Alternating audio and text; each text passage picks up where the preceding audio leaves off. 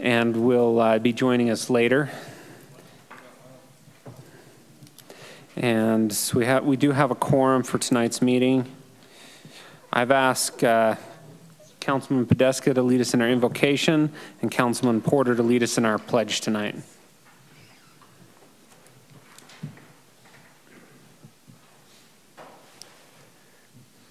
Dear Heavenly Father, we thank Thee for this opportunity to come together as city residents and developers. We ask Thee to please help Thy Spirit be with us, to be clear on our communication and focused on the topics.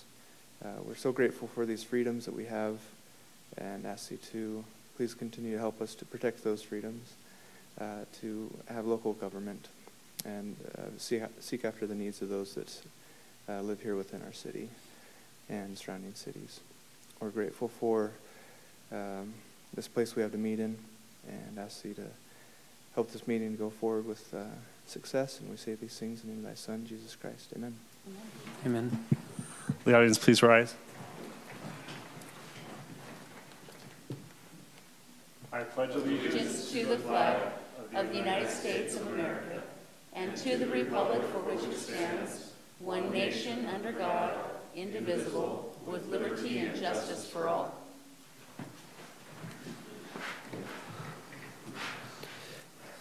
Okay, we have public input. Time has been set aside for the public to express ideas, concerns, comments for subject matter not listed on the agenda.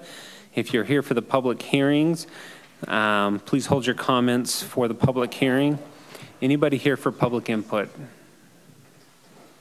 Okay. Seeing none, I will close the public input. Reports, anything from the council? Councilwoman Barch? Just a couple of minor reports, and Mark can fill in holes if he wants to. So the legislative session is over, hallelujah. Some were good, some items were bad. We did specifically on the tax items that got pushed to the interim for the most part, for the special, yep. And originally they said summer, and now they're talking fall, so who knows when they're gonna actually have it. Whenever nobody's paying attention.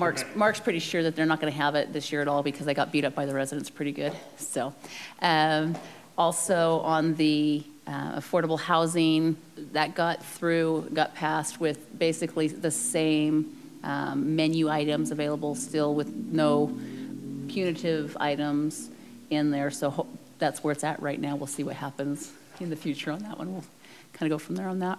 And the PID possibility path. So that's something that we're going to want to discuss as council as to whether or not that's something that we want to look at as allowing for another level of government or not. So that'll be an interesting conversation for all of us at a future time. Okay. Councilman Porter? I know there was something I wanted to bring up, and I can't remember what it was. I was trying to get Mark's attention to see if he could remember. There's something from yesterday that I said I'd bring up at the meeting today. He just asked you to use mine. The sales tax analysis that we've been talking about for a while, that was something that we can talk about briefly afterwards. And then we had the meeting with Wildflower yesterday. Was another thing that we did. It was, but something came up during that meeting, and I said I'd bring it up for the rest of the council to weigh in on, and now I've forgotten what it is. So. Obviously, it was very impressive. So we talked about something amorphous that was. Now, if I remember, I'll bring it up after the meeting. Sorry.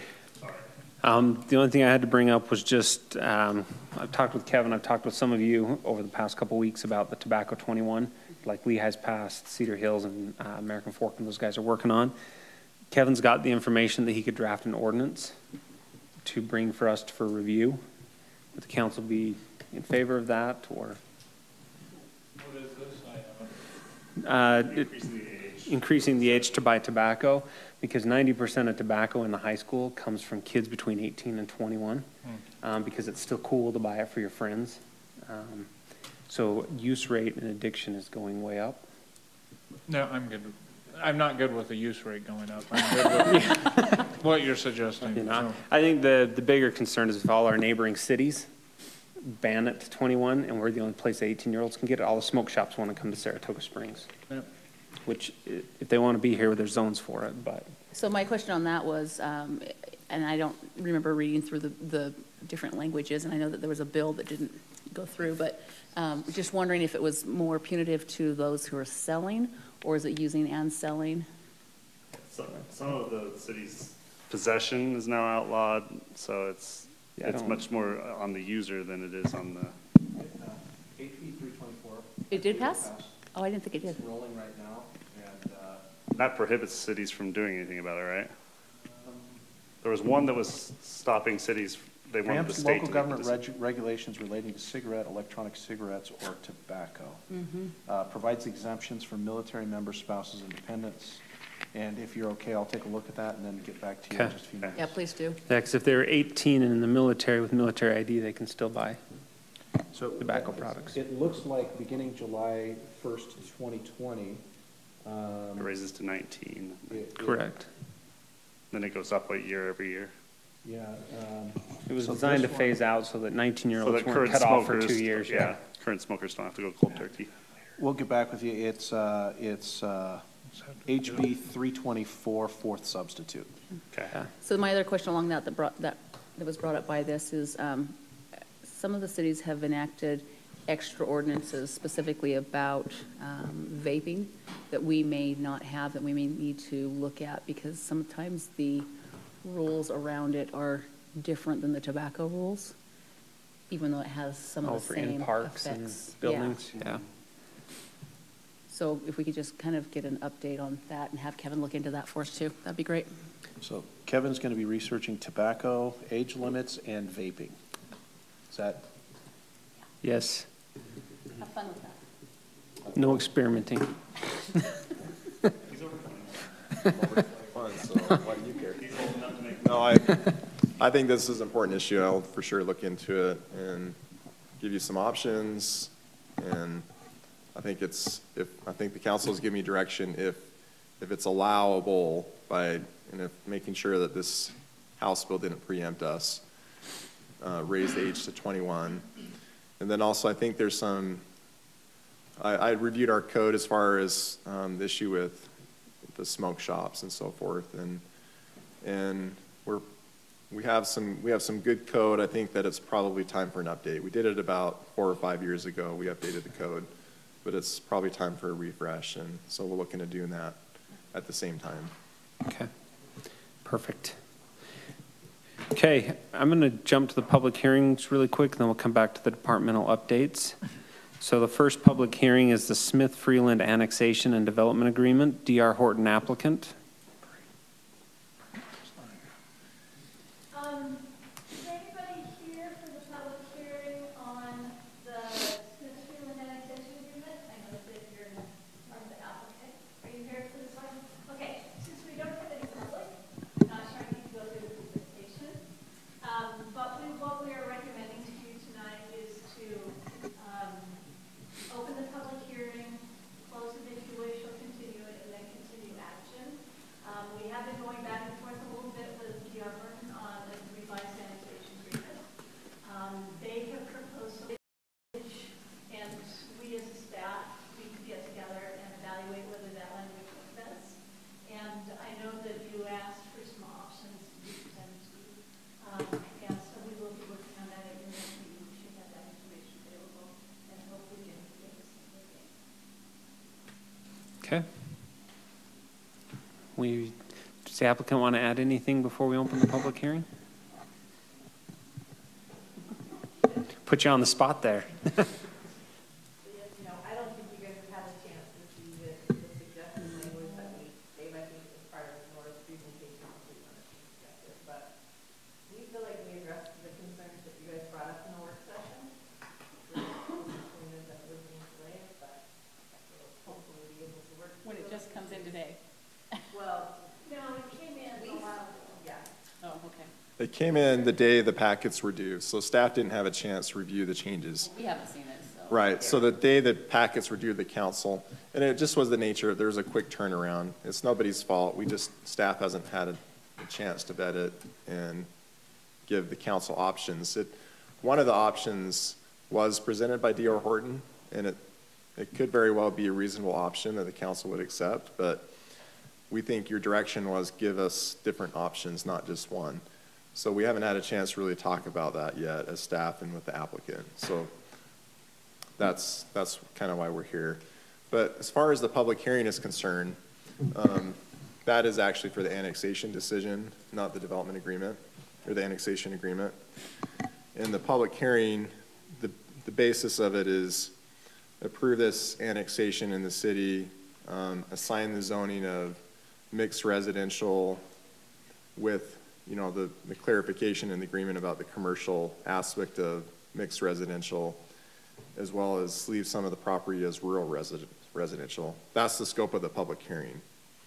So it'd be okay for you to open the public hearing, close it, and then make the decision on the annexation agreement later, because you're gonna still be within that scope of the annexation public hearing today. You mean the development agreement later?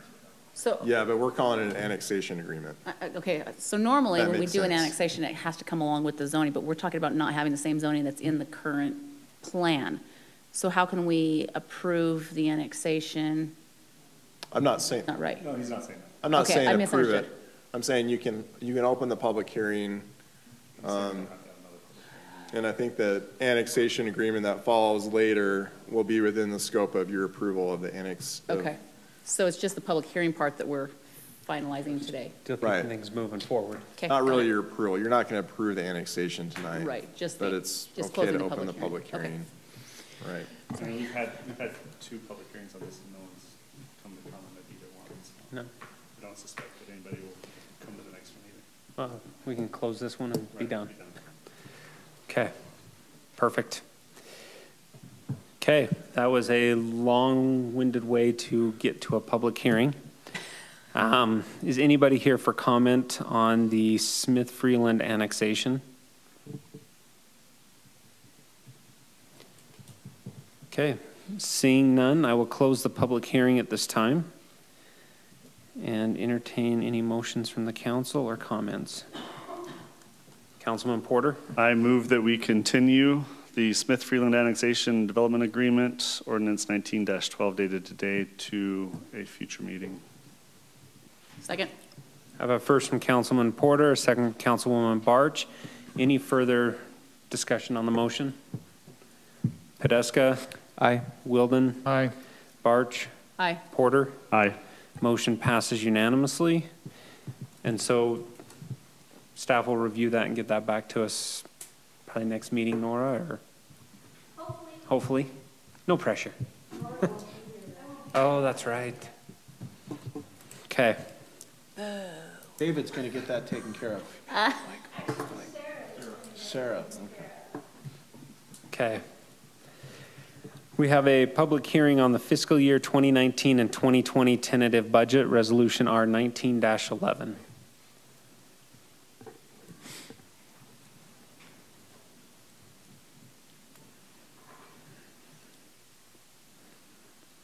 For an update on the tentative budget, the information that was given to you guys in the packet includes all the requests that were given to us from the various departments, and whether or not Mark has tentatively approved those or is recommending approval of those. We were able to balance the budget, being very conservative with our revenue projections. Just a little bit of information on the general fund. We had around 3.5 million in requests. We're able to pare that down to just over 1.4 million in requests that we were tentatively approving.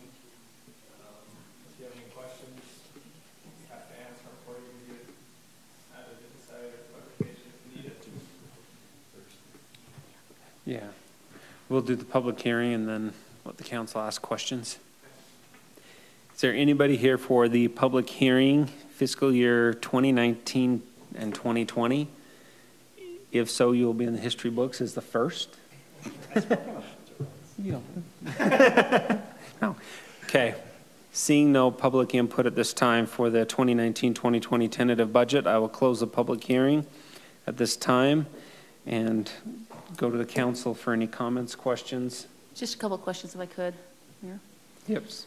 On the pay plan benefits increases on the administration, is there maybe it's a typo, I don't know, but it's 250,000 requests for 2020, 250,000 requests for 2021, and yet the ongoing recommended is 350? Is that a typo?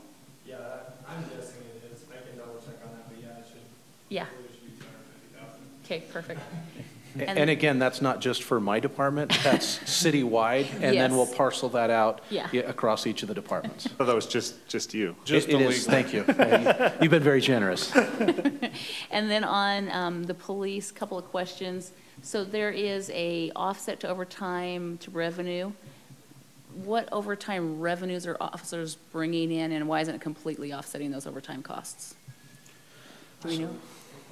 Yeah, if I could. Some of these are like the Walmart shifts that are picked up during the winter months. Some of them are alcohol enforcement shifts. I mean, there's multiple things that go on. Sometimes, we're able to, I mean, like for a Walmart or for a tournament or pay that. something, they all pay that. Okay. But, in addition to that, we sometimes just have additional overtime that takes place. So it's not all in the same $10,000 pot. of city overtime and $15,000. Right, but like, for example, Splash, we'll spend, a lot in that week, and so, And obviously, again, that's not reimbursed by No. anybody. Okay. And then also, on that same area, so looking at the assistant deputy chief, a couple of questions is, why do we have 51,000 in one-time funds? that would pay for the vehicle, for the, for the new employee. I mean, that's just the costs of like weapons and bulletproof vests and And is that, radios and is things that like the difference between the 198 in the 2020 and the 147 in the 2021? approximately, yeah. Okay, so that's, okay, going forward. And then, out of curiosity, so, I mean, really the need for an assistant deputy chief is because we've got increased staff members in our police department, a lot of which is brought on by having the Bluffdale contract. Are they helping us with this extra expenditure at all? So the Bluffdale Police Department is already paying for one full sergeant for that. We do get additional compensation for the Bluffdale contract, but that's to cover some of the administrative time. Historically, we've made that same amount. We've not necessarily negotiated an increase per this request as part of that. It's certainly something that we can go back to Bluffdale and ask for. Do they currently, does some of their contract go to pay for chief? Yep. Yep. So it would make sense then that some of the contract would go to pay for the deputy chief? It could be, yes. He's not overseeing any of Bluffdale, Yes. which I don't. But would we really need him if we didn't have Bluffdale? Well, and that's the great philosophical debate. I think Chief Burton has done a good job of demonstrating, the need for additional command staff, and that's really what this is creating. It has been a request of his for several years.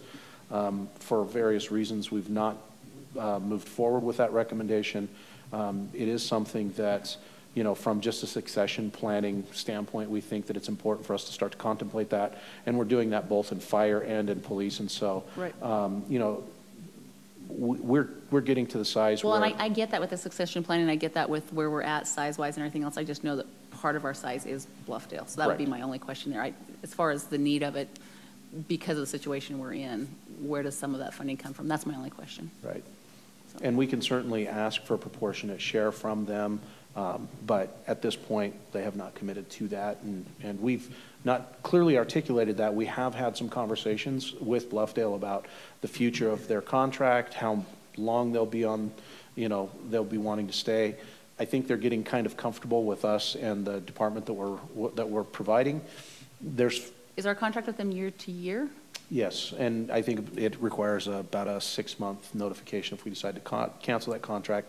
We don't see any need to do that necessarily. They're happy with it, we're happy with it. Right. This is one of those terms, though, that we could go back and ask them. Might just be an interesting conversation to have, so. Okay, Okay, that's it. perfect. Councilman Porter? Councilwoman Barch hit on most of mine, and I thought I had seen something earlier, and now I'm not seeing it, so I'll punt on that one, talk to staff if I find it again. The one thing, just to draw attention to the council, this isn't necessarily a budget item, but it's more for the council, is if you look under the police, They are asking for a new officer for the new school, which is understandable. But their offset coming from the district is lower than any other district in the state, as well as the fact that by the time our city's built out, we'll be looking at subsidizing school resource officers to the tune of about $250,000 a year. So is a concern I have, and I've brought it up briefly with school board members. I haven't gotten much traction with that yet, amazingly. But anyway, it's just something that I think we need to be aware of. I'm not saying that we should not put police officers in our schools, but we need to be aware of the cost that's being accrued by this, and be aware that this is something we are paying, that the school board is not compensating as well as other school boards around the state do. So, Councilwoman Bartz? I just want to follow up on that. How is that decided? Do we know? Is that done through a contract with the Alpine School District? Is that just, hey, out of the generosity of our hearts, we're going to give you $15,000 per resource officer? No, that's the number they've set that they're willing to reimburse. District-wide, in other districts it's more. And I mean, there's not parity in the state for that. But, you can see with, the massive number of, like, for example, we now are going to have 2 junior highs and a high school and, several elementary schools. And so, the demand is going to continue to grow, and that becomes the philosophical question. Do you want to continue to offer DARE programs, or do we pull that out of the elementary schools? That could free up some resources to just be in the junior highs, but the junior highs are clearly wanting to have officer presence, in that age group category. Frankly, we're quite anxious that Eagle Mountain is getting their own high school, because now our population is going to shrink, and I think our officer per student ratio is going to go quite a bit in our favor. But again, Councilmember Porter is correct. We do subsidize schools quite a bit relative to the police services. It's not something you have to offer. It's an enhanced benefit that we do provide our citizens and we do provide at our schools. I'm not advocating that you necessarily pull the officers out, but it is certainly a policy direction and a philosophical discussion that I think has been adequately, broached, and it's something that you'll want to continue to study and look at over time. Another issue is some school districts will allow an officer to be split between 2 schools. Alpine School District generously requests and gets angry if our officers aren't in the school. Well, we were split 25 hours I was a gonna say, week. we were split between the junior high and the high school before. Right, but they want our officers there 25 hours a week at least, which prevents us from having one officer cover 2 schools. Yeah. So Bullet point for our next breakfast. Okay, I brought it up last time, and that's when they ignored me. So. perfect. Okay, Councilman Wilden? We've seen this a few times, at least twice. So I'm comfortable with everything that's in there. One thing I think would be helpful in the packet in the future is when we're comparing projected change in revenue versus the change in expense, just so that's visible to the public as well.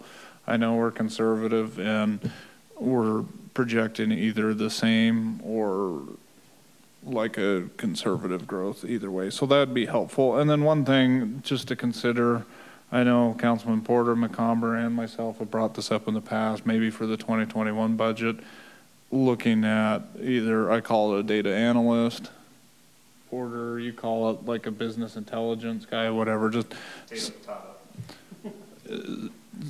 I've been talking about that for about 5 years, just looking at what that might cost and consider that in the next budget round. Okay, Councilman Porter, you? Sorry, I found the thing that I was looking at before. It was just split on 2 pages, so that's why I didn't. Looking under the capital projects fund, we're putting $600,000 into the fleet replacement fund. This is how I read that. And then the rest of it is a bunch of fleet replacement. And I'm wondering, is the fleet replacement, I mean, I don't know whether it's just not showing up on this, the way this is laid out, or what are those funds to replace these fleet vehicles coming out of the fleet replacement fund?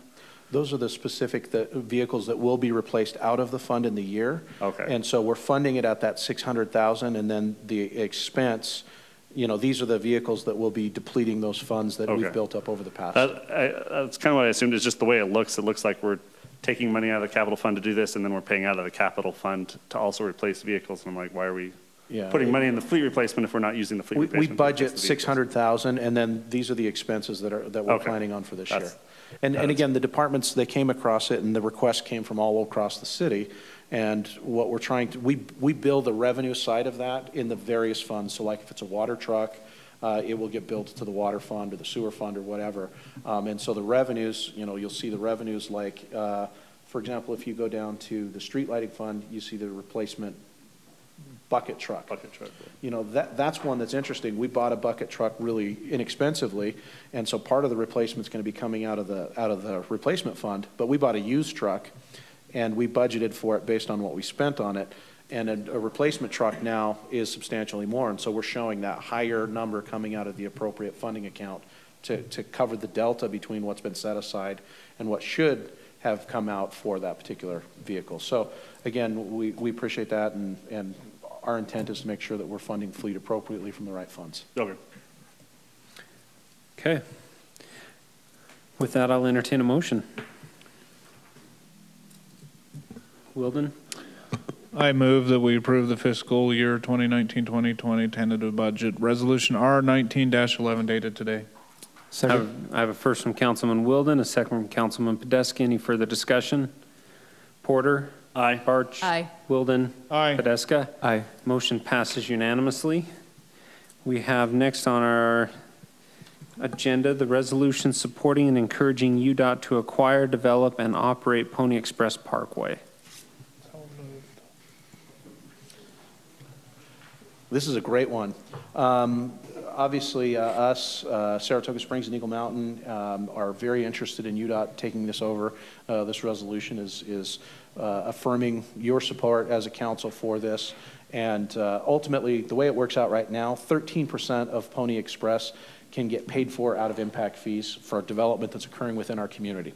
The other 87% has to come from the general fund because of the pass-through traffic from Eagle Mountain. So 80% of the road's use is another city, and we're being forced to fund that through the general fund. We feel that that's not an appropriate ask on our part. We feel that this very much should become a state road, and we'd like to transfer that over to them. Now, this is the current road. We would also use MAG funding in 2021 to build the extension of Pony Express over to Old Saratoga Road. We would continue to get this road built through the North Shore development, and our ask would be for the state to take over that over to 145. And ultimately, as 145 expands, we'd want the state to continue to build and expand that road as well. So that's the ask. And we very much appreciate your support in this resolution so that we can forward this on to the appropriate decision makers. Okay, if there's any comments or a motion? If I can ask a couple questions. So overall, the fiscal side of this, I definitely agree with. I definitely understand. I do have just a couple of concerns. One of the things that we deal with having Redwood Road and Pioneer Crossing is we lose control over the ability to do traffic studies, over the ability to put lights up when we need it, to do maintenance when we need it. We're a little bit more at the beck and call of the state at that point. And I just am concerned with, especially with Pony Express right now, making sure we can get our trails across, making sure we can get those betterments done. You know, SR 73 and Pony, recently we've had a couple of different items that we haven't been able to get done because the state's like, yeah, whatever. And so that does concern me a little bit. Is there any way that as we're doing this, that we can make sure that we're getting those things that we need done? Yeah, so for example, the Redwood Road corridor agreement that we have in place, it calls for traffic signals in certain areas and things of that nature. My assumption is if we were to, you know, transition this to the state, we would have the ability to kind of say, okay, let's negotiate street lights, crossings, some of these issues. And so I think it's certainly on the table. I don't believe this resolution would preclude us from doing that, but I think that that is a great motion. If you wanted to amend your resolution to include a single line that says, you know, all of the things, but include a line that also says, and work with UDOT to develop a corridor plan, something along those lines. You certainly could do that if that's a motion that you would like to make. But again, I don't feel like the resolution as it's written would preclude that. But if you would like to add additional clarity, that's something we can certainly do. We're just saying we support UDOT taking over with this resolution. So. Yep. Yeah. So I'd be okay with adding a line like that if everybody else is okay. One thing to mention too is we don't relinquish all of our control over state roads. We still have land use controls, like if a project is being built and they're using Redwood Road, for instance, as their primary point of access, and they're entering onto the road and they're building next to the road, if there's safety concerns that are being created by developing along Redwood Road, we can impose reasonable conditions on the developer. Now, whether or not we can force UDOT to accept that condition, that's a different story, but we can certainly put burden on the developer to show how these safety concerns are being addressed, and in that way, indirectly have some control over certain portions and aspects of Redwood Road, particularly where it's, you know, a new development is being placed right next to Redwood Road or Pony Express or whatever the state-controlled road would be. That's just kind of I think a common misconception, because we do have some of those controls that we still have under our general land use and zoning powers. Okay, I'll entertain a motion. I move that we approve resolution supporting and encouraging UDOT to acquire, develop, and operate Pony Express Parkway, resolution R19-12 dated today, adding a line directing staff to work with UDOT to develop a corridor plan. Second. Yeah. Okay, I have a first from Councilwoman Porter, second from Councilwoman Barch. Any further discussion on the motion? Can we remove the from your motion? No, I want to leave it in. Okay. Podeska. Aye. Barch. Aye. Wilden. Aye. Porter. Aye. Motion passes unanimously. Okay, we have the 2019 Public Works Expansion Contract Amendment for CERT Construction. This is going to become the Jeremy show for the next couple of items. So Make it between quick. Jeremy and Owen, we've probably got the next few things covered.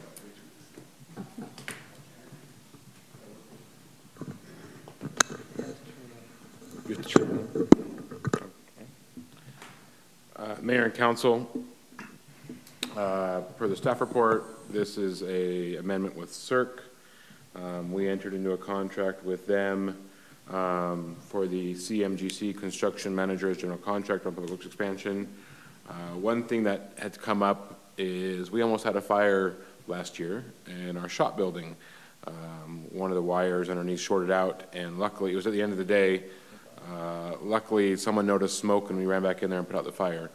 But it brought to our attention the fact that the existing shop actually does not have a fire suppression system. And if there was a fire that occurred there after hours, that shop has literally millions and millions of dollars of equipment in it. And so we went to CERC and asked them to work with their contractors, their connections on what it would cost to retrofit a fire suppression system in there. It was relatively inexpensive because we already have water lines run in there. And so that was the quote they came back with. That includes, it was about $50,000 for the interior work, and then the extra cost to go out and tap the water line in the drive aisle there and bring it into the building. So we think that would be smart to protect our investment there. Okay. Councilwoman Barch has a question. Just one question. First of all, I really appreciate the proactive measure to get this done before something happens. We really don't want to end up like Sandy losing all of our plows and equipment. So one comment in there, though, was that this does not include asphalt cutting or patching. Do we have asphalt cutting and patching that's going to need to be done, and how much additional is that going to cost? Actually, I probably should have updated that.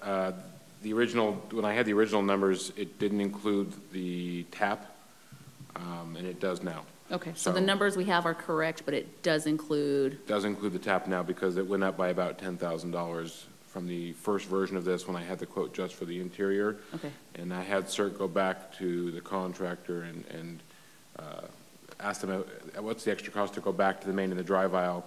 Because I talked to our water department initially, we thought we could do that ourselves in-house. And they were like, yeah, that's probably best done by someone who taps lines a lot. And so it does include that now, my apologies. So we don't need to worry about that line being on there. We're okay with the cost that is there. Okay. Okay, I'll entertain a motion. I'll move that we approve the 2019 Public Works Expansion Contract Amendment to CERC Construction Resolution R19-13 dated today. Okay, I have a first from Councilwoman Barch. Second. Second from, who was that? Me. Wilden? Councilman Wilden. Any further discussion? Podeska? Aye. Wilden? Aye. Barch? Aye. Porter? Aye. Motion passes unanimously. A 2019 Gravity Sewer Improvement Project Contract Amendment from CRS Engineers. We all noticed Mark perk up.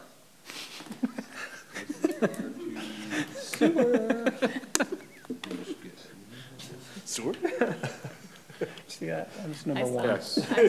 Oh, this has been a complicated project. We are trying to manage contracts with both two contractors in various phases and CRS. When we initially went out and hired CRS, it was early in the discussion process as far as the bond and whatever it goes, and we've kind of ballooned the scope of work. When we initially hired him, it was for two projects. It was the one that VanCon just finished, and it was the one of the golf course ones in SSD. Then we were able to successfully, you remember we had our council retreat, you guys said, look, developers need to come to the table. We were able to work with PRI, and so we added all these projects. We were in a rush and had to do it. So the work's been done, and so one thing, and I think I clarified this is not only to complete the designs, a lot of that's been done, but also CRS is staying on through contract administration. So this covers expenses not yet incurred, because obviously as they process submittals, pay requests, and that stuff. So they have about 6 more months worth of work that this all includes on these fees. So if you have any other questions, we have a very complicated spreadsheet, Mark and I, that tracks all these contracts, and I'm throwing all these numbers, N1C, N1B, S12, so I apologize. Can we do number 4 at the same time? The 2009 Gravity Sewer Improvement and Project Nolan? for Newman and Nolan? It's the construction on the same projects. 2 resolutions, but you could. Yeah. Yeah. I mean, All if in you want to one give me I can give you the spiel, the same update. So this covers the work for the design and the engineering. The number 4 includes the actual contractor work. So yeah, it's basically the same thing, just 2 different, one's the design. engineer and one's the. Right, one's the contractor. And keep in mind that a segment of this will be reimbursed by the church, and that's item Yes, number 8. would like to lump number 8 in with this also. Yeah, number 8, which is them reimbursing us for the costs associated with their portions of the project. And again, this will all be covered with either bond funds or developer contributions. And that's true actually, both on the engineering and on the construction. So the church's reimbursement covers both the design costs, and I kind of talked about that. There was 2 components in the engineering costs that they're covering, and then also in the construction costs for those 2 phases. Looking through here, I wasn't sure whether all of the things that we're adding through that Newman and Nolan are doing, are those all going to be reimbursed by SLR, or are there a few that are just going to be city? So Can you identify which projects are both. just, Yeah, it's both. which ones are city funded? On the Which ones are not CRS being- or on the contractor one? On the On the new, contractor one. Let me pull that up. So the project's broken into a couple different segments. The first project is basically from the TSSD connection out in the Old Saratoga Road, all the way to the bridge, from the bridge, across the bridge, and then to the west towards basically the end of where that little farmhouse is. So that's that first project. The next project gets you across the SLR property and gets you to the edge of Redwood Road.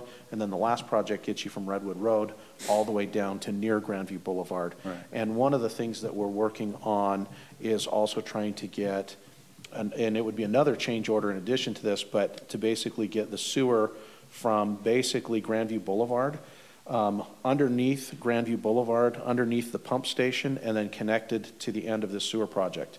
Again, the reason that we're kind of trying to think ahead is with construction activity going into that corner, rather than have to shut down Grandview Boulevard for probably at least a month or so, we felt like getting a cost to bore and basically put that sewer line in place now.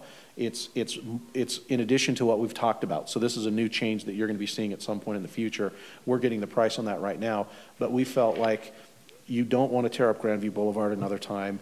Once we open cut that, it's about a 30-foot deep hole. Once we open cut that, wind our way through all of the utilities that are there, We felt like a horizontal bore was going to be the better option, and it's about 1,000, is it about 1,000-foot bore, Jeremy?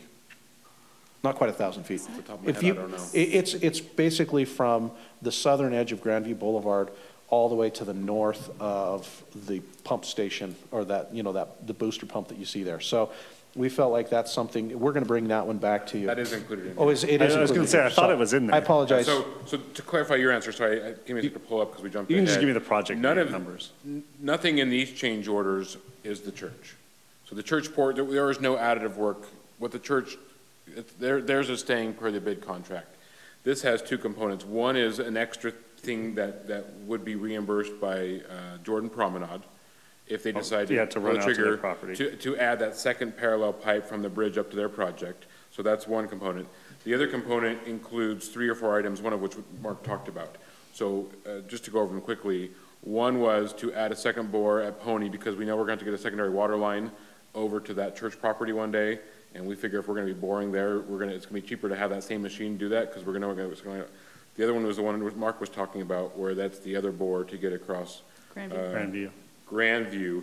And then the other one would be a bore if Maverick wants to do a deal, would be to get over to the potential Maverick site, the Nielsen Tree The Farm. Pony Express Maverick. Right. So on that one, we would not authorize that if Maverick wasn't willing to cover the cost. We're asking you for your permission to do that if Maverick authorizes that. So your approval tonight, the staff would not authorize the contractor if Maverick didn't do that. And the same thing with the Jordan Promenade. If they choose not to agree to reimburse the cost, then we simply just won't authorize that with the contractor. Okay. And there's a few other little ancillary. So these are all, besides those 2 projects that would be developer funded, the rest of them are city add-ons to that main project? Right. Okay.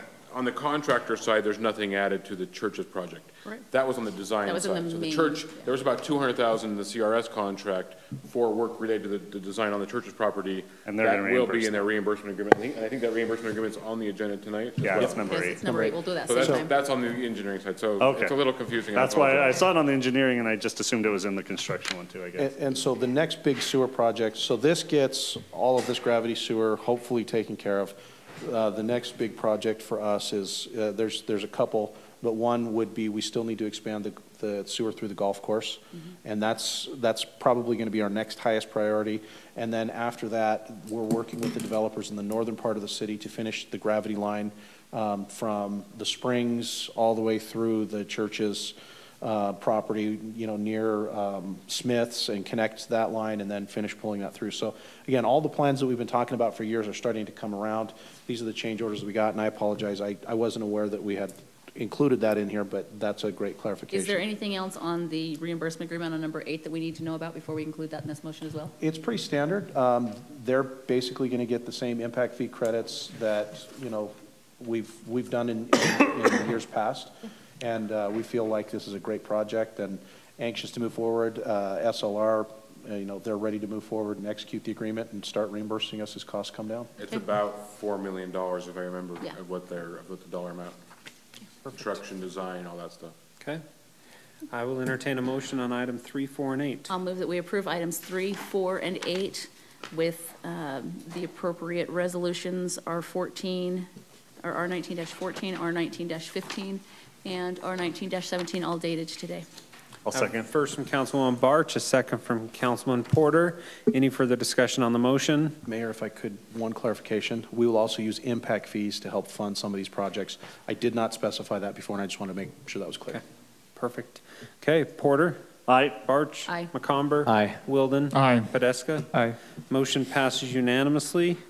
Item 5, the NRCS funded environmental assessment and preliminary engineering design. That's a tongue twister.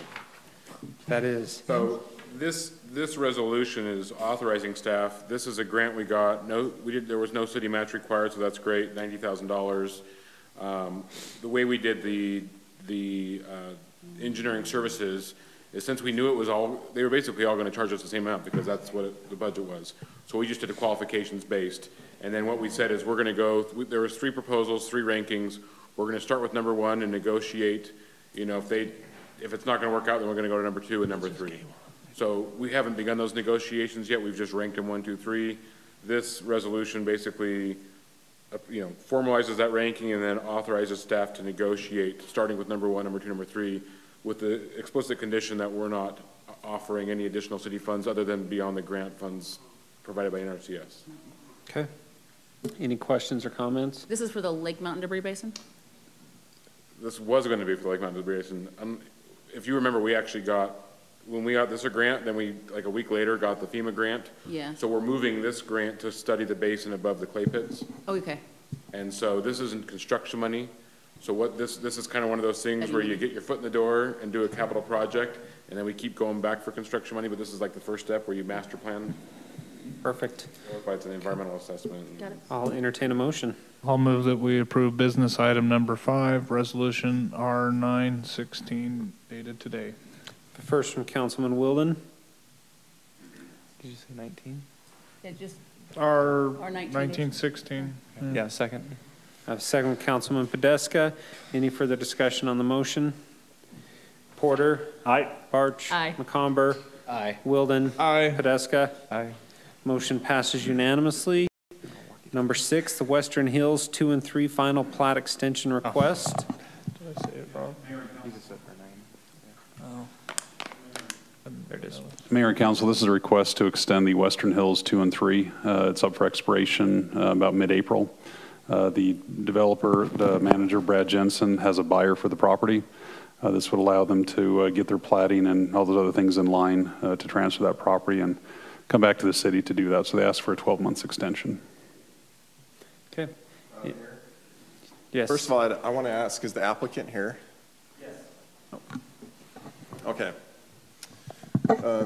So this is something it's interesting, the timing of all this. So we've been dealing with a rollback tax issue on this parcel.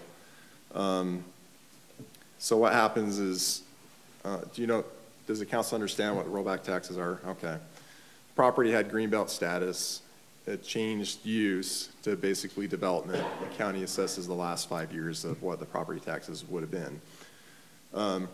When this subdivision originally happened, we got Aspen Hills Boulevard as well as some trail segments that were deeded in the plat that were part of the requirement to subdivide. The county assessed rollback taxes to the city because the city was the new owner of those parcels. And we've been dealing with issues that we placed the property owner on notice of this several years ago. We never got a response from the property owner. Today, and actually the city paid it all off, but today, because but we never got reimbursed from the developer. Today we got a notice, and probably the property owners also received that notice that this property is going to tax sale because the owner still has not taken care of the rollback taxes that were owed. So it's been 5 years since they were owed. So, but like I said, the city already paid off its portion of the rollback taxes, so we're good there. That portion of the property is not going to be sold. But the developer still has not paid us back for that. And so I would ask that the council make it conditioned on them paying back the city for the rollback taxes that we paid. Is that typical? Yes. Well, it's typical that developers pay that off. Usually we catch it before the plat's recorded. In this case, we missed it. The state law basically says the city, in some cases, is responsible for rollback taxes, but if a property owner develops and subdivides their property or receives other consideration from the city, the property owner is responsible for those rollback taxes. The county recorder or the county assessor's office doesn't care. They just send the rollback tax notice to whoever owns the property, which so happened to be the city. But legally speaking, the property owner is fully responsible for that. And we've caught that now where that's part of our plat checklist. So the city recorder's office now catches those issues. But in this case, this one slipped through the cracks. So there is, I don't recall what it was, but I believe it was $5,000 or $6,000 that this property owner owes the city for those rollback taxes. So I would ask that you condition your approval of, if you are going to approve this plat extension, that you condition that approval on the property owner paying those rollback tax, reimbursing the city for their portion of the rollback taxes that we paid a year or two ago. And give the property owner 30 days to pay that off. Okay. I will entertain a motion.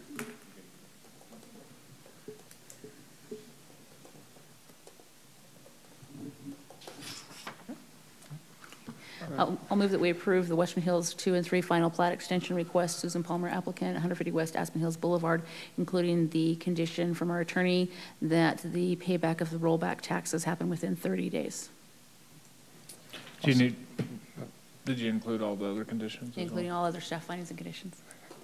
Second. Okay. First from Councilwoman Barch, second from Councilman Podeska. Any further discussion on the motion?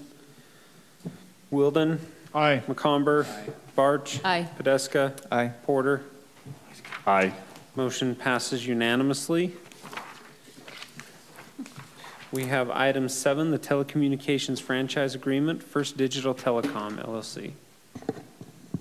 We do a lot of these franchise agreements. Have any of them really started putting a lot of conduit in the ground? I believe some of them have. I think Jeremy could probably speak to it. Have they? Okay. But this is just our standard franchise agreement where they're required to pay the Municipal Telecommunications License Tax Act if they're providing telecommunication services to our residents. If they're providing other services, they have to pay a license fee in lieu of that. That license fee is 3.5%, so of their gross revenue. And then the city also has an option in the franchise agreement where if we decide we don't need that additional license fee, we can request that they install parallel conduit for our use. So we've entered into several of these. This is the form that we've used for the last 3 or 4 of them. It's pretty boilerplate. Okay, I'll entertain a motion. I move approval of business item 7, resolution. There is no resolution. Ordinance. Ordinance 9-13 dated today. 19. I'll second. I have a first from Councilman Wilden. 19-13. Apparently, I can't say 19 tonight. 19-13. Okay, I have a corrected first from Second. Councilman Wilden. Councilwoman Barch with the second. Any other discussion?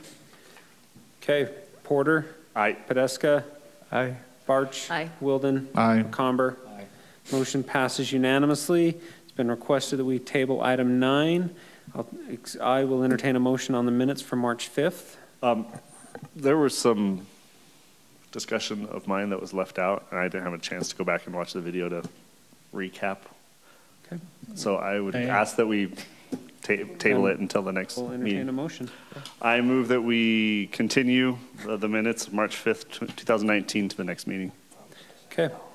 I have first from Councilman Porter. I'll second. I have a second from Councilman Podeska. Do a roll call. Porter? Aye. Barch? Aye.